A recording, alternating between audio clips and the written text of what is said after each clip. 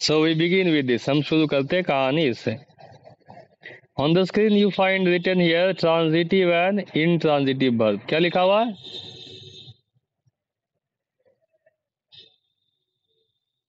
हाँ।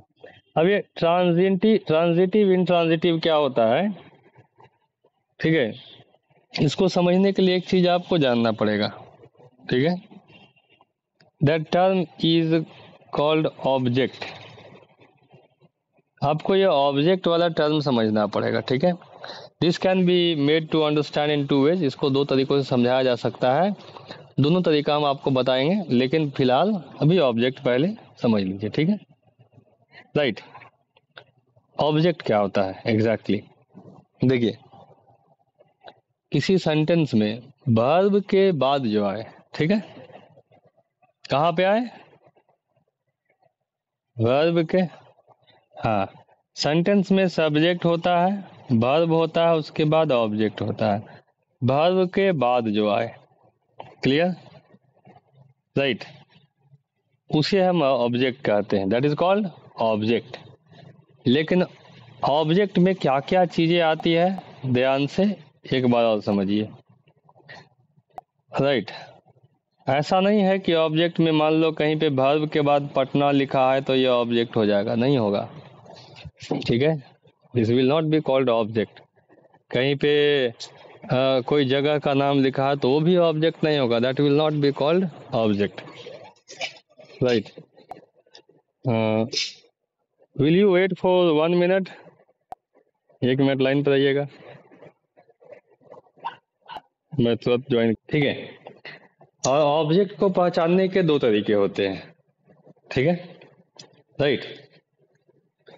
पहला तरीका जो थोड़ा सा आपको मुश्किल लगेगा, या बचपन से आप यही सीखते आए हैं, कि वर्ब के बाद अगर कोई चीजें आती है सेंटेंस में और जो काम हुआ है, वर्ब में जो एक्शन हुआ है, अगर उसका इफेक्ट उस ऑब्जेक्ट पे देखा जाए, उस वस्तु पे देखा जाए, तो वो ऑब्जेक्ट होगा, ठीक है? जैसे अगर हम सेंटेंस लिखते हैं राम आम खाता है, तो जब आम को खाया गया तो उसमें कोई चेंज दिखेगा कि नहीं दिखेगा? दिखेगा, दिखेगा ना? तो वो क्या हो जाएगा? That is called object. वो क्या हो जाएगा? ऑब्जेक्ट। लेकिन अगर कोई बोलता है, इफ somebody सेज, ठीक है, कि मैं अपने घर में रहता हूं, तो बताइए आपके घर में रहने से घर में कोई बदलाव? कोई चेंज? घर का कोई एक दो ईंटा घसक जाए कहीं से, या मकान छोटा बड़ा हो जाए कहीं से, कुछ ऐसा? 10 साल भी रहे तो नहीं ना। तो एक्शन का इफेक्ट ऑब्जेक्ट पे पड़ा? नहीं पड़ा। तो वो ऑब्जेक्ट नहीं कहलाएगा। यानी कि यहाँ पे मैं अपने घर में रहता हूँ, यहाँ पे मकान क्या, हाउस ऑब्जेक्ट हुआ? नहीं हुआ, ठीक है? Right. In the same way if somebody says मैं बाजार जाता हूँ, तो आपके बाजार जाने से बाजार में कोई चेंज? कुछ दुकानें घट गई, या जमीन वहां का ऊंच नीच हो गया, कुछ ऐसा? नहीं ना। तो बाजार ऑब्जेक्ट होगा?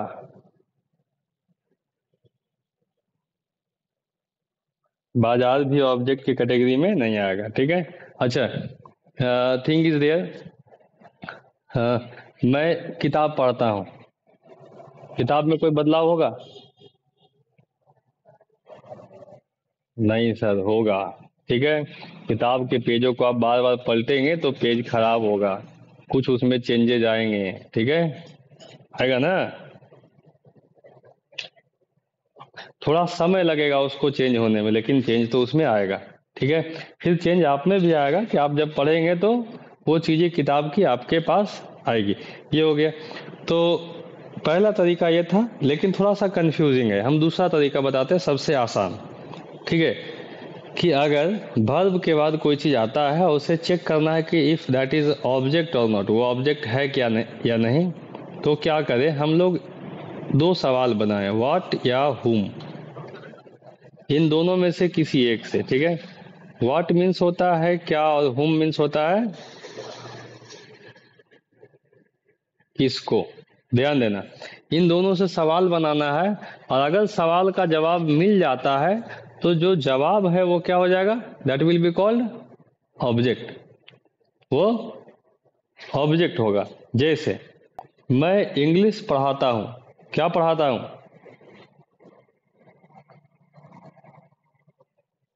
इंग्लिश, ठीक है। अच्छा, मैंने अभी सवाल बनाया क्या से, तो मैं क्या पढ़ाता हूँ, इंग्लिश हो गया। मैं किसको पढ़ाता हूँ, नहीं नहीं, सेंटेंस, सेंटेंस में था ये, नहीं ना। तो मैं किसको पढ़ाता हूँ जवाब नहीं ना आएगा, मैं क्या पढ़ाता हूँ का जवाब आया, तो क्या पढ़ाता हूँ जवाब आया इंग्लिश, इंग्लिश यहाँ पे ऑब्जेक्ट हो गया। दोनों में से किसी एक का आंसर आना चाहिए, ठीक है। अच्छा, मैंने अभी सेंटेंस कहा था वह बाजार जाता है, बताइए वह क्या जाता है,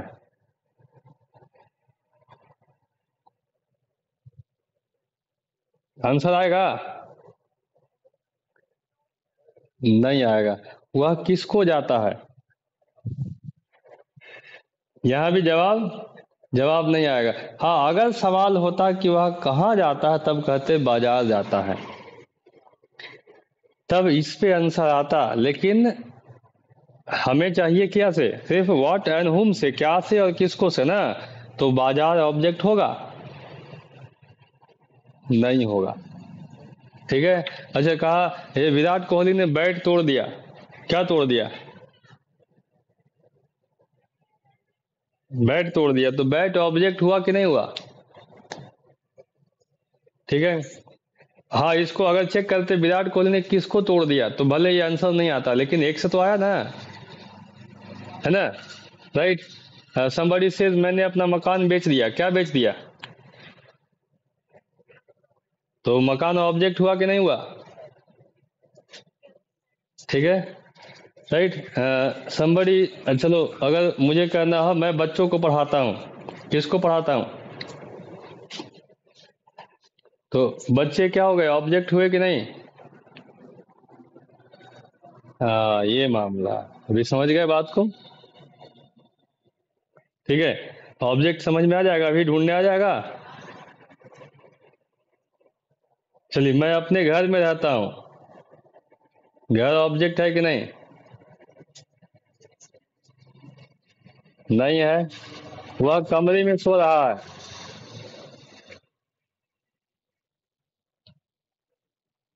कमरा ऑब्जेक्ट नहीं होगा, वह कमरे में सो रहा है, चेक कीजिए क्या सो रहा है, किसको सो रहा है, आंसर आएगा, नहीं आएगा, ठीक है, इसलिए वो ऑब्जेक्ट नहीं होगा। कोई दिक्कत यहाँ तक, नहीं। तो ये ऑब्जेक्ट पहचानने का तरीका है। हाँ, वो खाना खा रहा है, क्या खा रहा है, सवाल पूछिए, नहीं वह खाना खा रहा है, चलिए सेंटेंस ठीक है, सवाल कीजिए क्या खा रहा है, खाना, खाना क्या हो गया, ऑब्जेक्ट हो गया, है वो खाना, खाना वर्ड ही आपका ऑब्जेक्ट हो गया, ठीक है। देखिए आपके पीछे टीवी चल रहा है, ठीक है। Wait wait 1 second more, okay. यहाँ तक के चीजों में आपको दिक्कत नहीं हुआ है। अब now we come to transitive and intransitive verb. बहुत सिंपल तरीके से आपको ये समझ में आ जाता है ट्रांजिटिव इंट्रांजिटिव, अब क्योंकि अब आप ऑब्जेक्ट के बारे में जान गए हैं, ठीक है, right. Understanding transitive and intransitive verb is easier when you know about object, ठीक है। ये ज्यादा आसान होता है जब आप ऑब्जेक्ट जानते हैं। अब एक एक लाइन में, पहला ट्रांजिटिव वर्ब, वो वर्ब जिसके बाद एक ऑब्जेक्ट होता है, कौन सा वर्ब, जिसके बाद ऑब्जेक्ट हो उसे क्या कहेंगे, ट्रांजिटिव वर्ब, ठीक है। इंट्रांजिटिव वर्ब क्या, वो ऑब्जेक्ट जिसके बाद ऑब्जेक्ट, सॉरी वो वर्ब जिसके बाद ऑब्जेक्ट नहीं होता, ठीक है, वो क्या हो गया, इंट्रांजिटिव वर्ब। 2 लाइन में खत्म हो गया ना। एक बार फिर से सुनिए। वैसा वर्ब, ठीक है, जिसके बाद, ठीक बाद क्या हो, ऑब्जेक्ट हो, ठीक है। अ transitive verb always has an object, वो हो गया आपका ट्रांजिटिव। और अगर वर्ब नहीं हो तो क्या, इंट्रा। कोई दिक्कत है अब सिंपल सा समझिए, देखिए, एक वर्ब जो ट्रांजिटिव है वो इनट्रांजिटिव भी हो सकता है, और एक वर्ब जो इनट्रांजिटिव है ट्रांजिटिव भी हो सकता है। कैसे, देखिए, इससे आसान और कुछ नहीं। अगर लिखा मैंने आई ईट, मैं खाता हूं, ऑब्जेक्ट है इसमें, क्या खाता हूं, किसको खाता हूं, कुछ पता है? तो अभी यहाँ पे ईट कौन सा वर्ब, ट्रांजिटिव या इनट्रांजिटिव? हाँ, इनट्रांजिटिव। लेकिन जैसे ही इसमें लगाएंगे आई ईट फूड, अब ये क्या, अब ये हो गया ट्रांजिटिव ना। ये ऑब्जेक्ट लगते ही ट्रांजिटिव, बिना ऑब्जेक्ट का इनट्रांजिटिव। और समझिए, ठीक है, राइट। ही सिंग्स, वह गाता है, ट्रांजिटिव या इनट्रांजिटिव?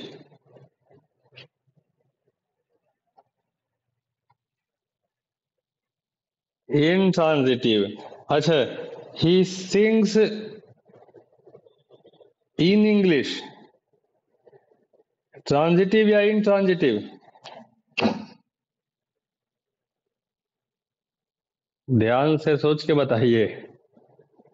और क्या गाता है? हाँ, वह क्या, क्या का जवाब कहाँ आ रहा है? वह इंग्लिश में गाता है। क्या गाता है पता है?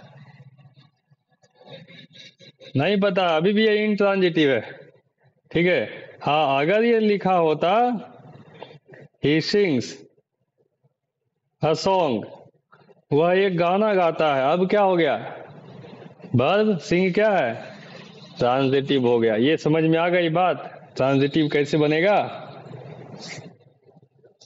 राइट। ये बहुत जरूरी चीज थी जो मुझे बताना था आपको। And what is the use of this, इसका सबसे बढ़िया यूज आपको कब मिलेगा, जब आपसे कोई कहेगा कि दिए गए सेंटेंस का पैसिव बनाइए। Remember one thing, that passive is possible of only those sentences that has a transitive verb.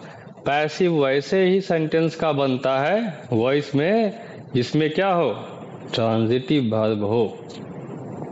Without transitive verb वाले सेंटेंस का पैसिव नहीं बनता है। यू पीपल जस्ट रिमेंबर, आपको कई बार लोगों ने दिया होगा सेंटेंस कि I am going to market, passive बनाओ, दिया होगा ना, ठीक है। उसका पैसिव नहीं बनता है सर, समझ गए, राइट। ये है। तो ट्रांजिटिव इन ट्रांजिटिव में कोई दिक्कत? चलिए, हम ये फाइनाइट नॉन फाइनाइट खत्म कर देना, थोड़ा लंबा पड़ेगा, ठीक है, क्योंकि इसको एक सेट में खत्म करना पड़ेगा। आधा आधा करेंगे तो ये भी कंफ्यूज करेगा, इसलिए इसको हम कल के लिए रखते हैं। कल स्पोकन भी आपका होगा पहले। अब क्या क्या कल का ड्यूटी है, दैट यू शुड रिमेंबर।